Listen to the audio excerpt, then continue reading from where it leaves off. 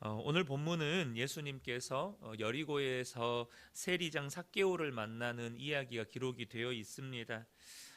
삭개오를 향한 사람들의 적대감 때문에 삭개오는 사람들과 어울리지 못했고 늘 겉돌았습니다. 그런 삭개오는 예수님께서 여리고 성에 들어오셨다는 소식을 듣게 되자 예수님을 보기 원했고, 그 목마름을 아신 예수님께서 그를 찾아와 주십니다. 삭개오는 좋아서 어찌할 바를 모르죠. 모두가 죄인이라고 손가락질했지만 예수님은 그에게 구원을 베풀어 주십니다. 이에 삭개오는 이전과는 전혀 다른 삶을 살기로 결단하고 또 그렇게 살기 시작합니다. 예수님은 삭개오도 아브라함의 자손이고 하나님의 자녀임을 선포하시죠. 저는 먼저 이 삭개오라는 인물에 대해서 조금 더 집중하기를 원하는데요. 여러분, 삭개오가 어떤 사람입니까? 외적인 것을 이 시간에 살펴보기를 원하는 것이 아니고 그 삭개오라고 하는 사람의 내면을 좀 살펴보려고 합니다. 누가가 앞서 소개한 인물들과 삭개오를 비교해 보면 그 삭개오가 비록 세리장이었고 사람들은 죄인이라고 수군거리는, 손가락질하고 비난하고 조롱하는 사람이지만, 우리는 앞선 인물들과 비교했을 때 삭개오의 그 내면이 어떠한가를 알 수 있다는 것이죠. 이 삭개오라는 인물은 마태복음이나 마가복음에는 기록에 없는 인물입니다. 그러니까 누가가 의도를 가지고 더 집중한, 그러니까 누가의 시선에 누가의 시선을 집중시킨 인물이었는데, 누가는 기본적으로 사회적 소외 계층에 지속적인 관심을 가졌습니다. 그리고 앞서 삭개오와 유사한 이 부자 관원과 대조를 이루는 인물로 이 삭개오를 등장시킵니다. 두 사람 모두 비슷한 부류의 사람이죠. 관원과 세리라고 하는 유사한 직업을 가지고 있고 또 돈이 많다라고 하는 이 공통점을 가지고 있습니다. 그런데 예수님을 만나고 이후에 벌어진 결과는 전혀 달랐어요. 그것은 두 사람 사이에 근본적인 차이가 있다는 것을 우리에게 알려주는 것이죠.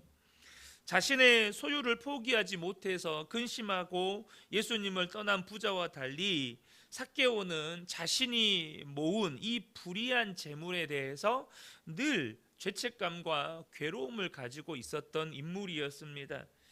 그런 그에게 예수님이 여리고에 찾아오셨다는 소식이 들리게 됩니다. 키가 작았던 그는 예수님을 보기 위해서 돌 무화과 나무 위에까지 올라가는, 여러분, 삭개오는 어른이잖아요. 어른이 나무 위에 올라간다. 물론 예수님을 보고 싶은 그 간절한 그 마음을 대변하는 행동이기도 하지만, 보통 여러분 나무 위에 올라가는 사람들은 어떤 연령대의 사람들입니까?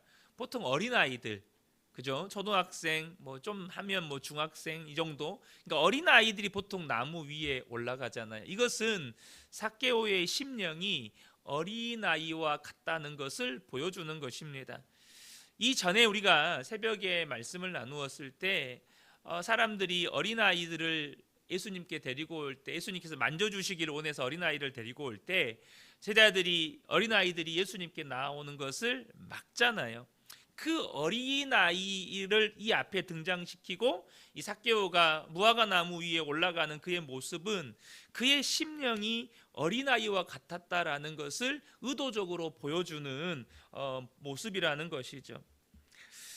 그래서 이 삭개오는요, 앞서 소개되었던 인물들 가운데 가슴을 치면서 자신을 불쌍히 여겨달라고 기도했던 세리처럼, 또 여리고의 맹인 바디메오처럼 그는 자기 자신에게 절망했고 그랬기 때문에 예수님을 갈망하는 사람이었다는 것입니다.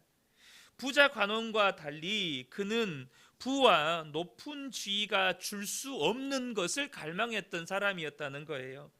그러니까 삭개오는요, 예수님을 이미 영접할 마음의 처소가 준비된 사람이었다는 것입니다.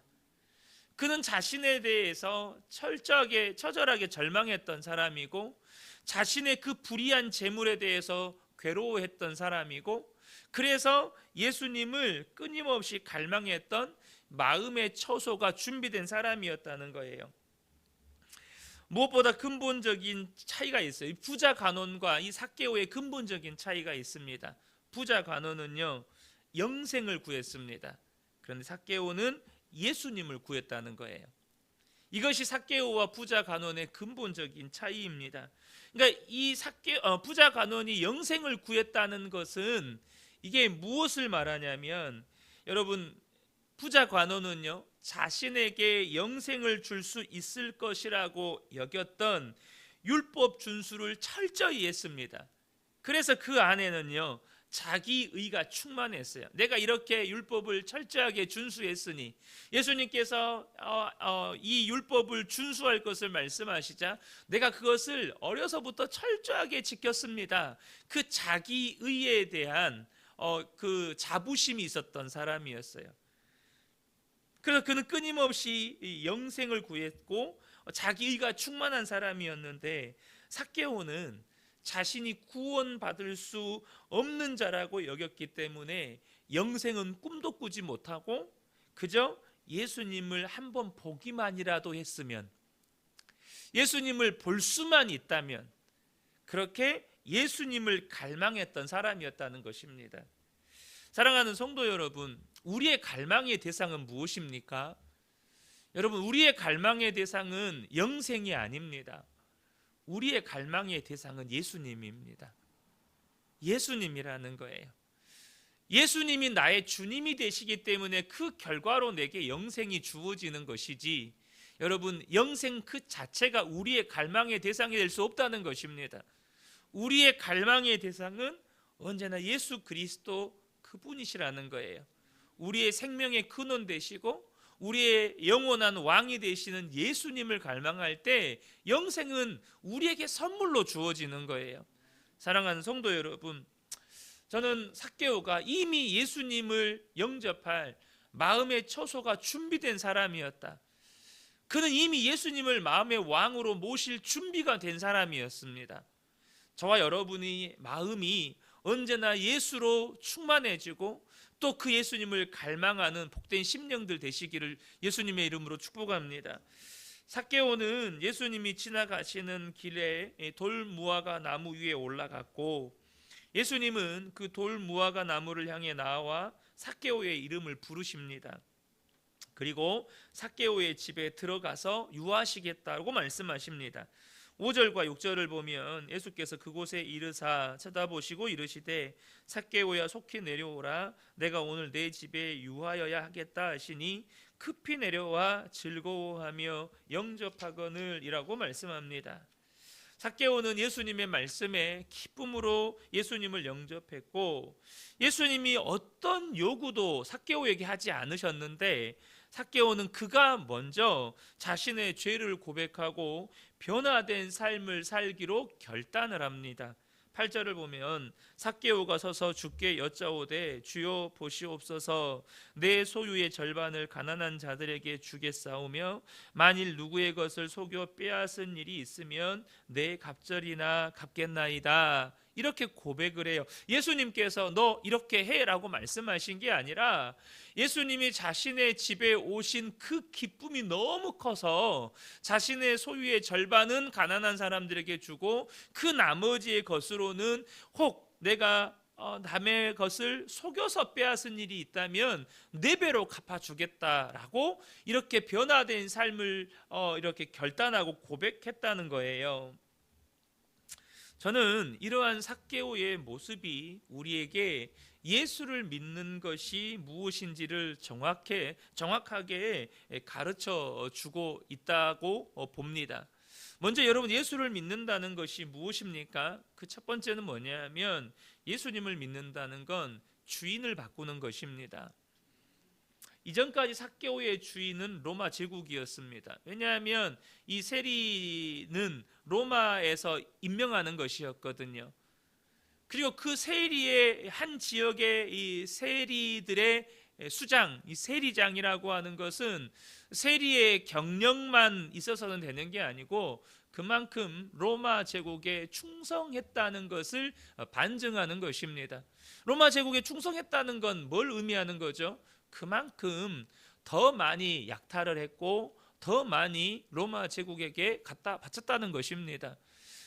당시 세리는 월급이 없었습니다. 그러니까 세리의 월급은 뭐로 받냐면 자신들이 거두어낸 세금에서 자기가 가져가는 겁니다. 그러니까 월급이 없으니까 어떻게 돼야 돼요?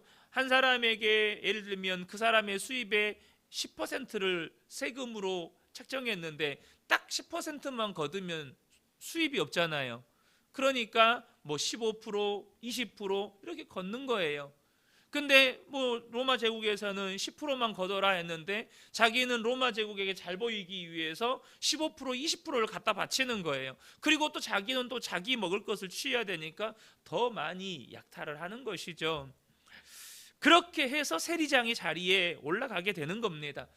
여러분, 삭개오는 이전까지 자신의 삶의 주인은 로마 제국이었고 로마 황제였습니다.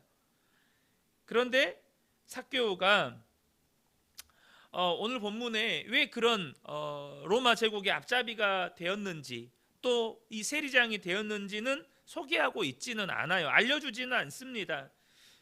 그의 키 작은 외모 때문에 어려서부터 사람들로부터 뭐 냉대와 차별을 받아서 그 속에 있는 상처를 키웠고 그것에 대한 보상으로 그런 삶을 선택했는지는 알 수 없어요. 성경이 소개하고 있지 않으니까.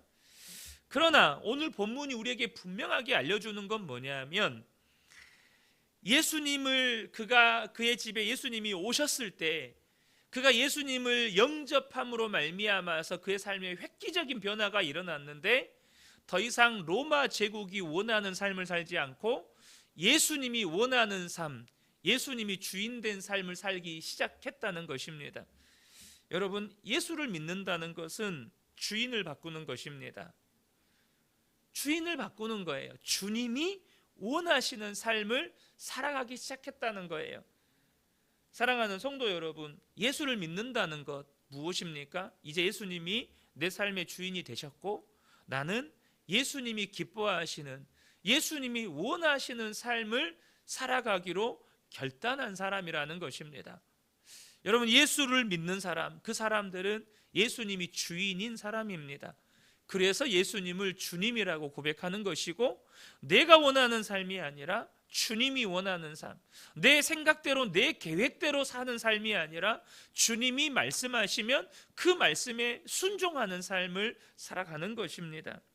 두 번째는요, 그 삭개오가 예수님을 영접하는 태도를 우리가 보게 되는데요, 그는 너무나도 즐거워하면서 예수님을 영접했다는 거예요.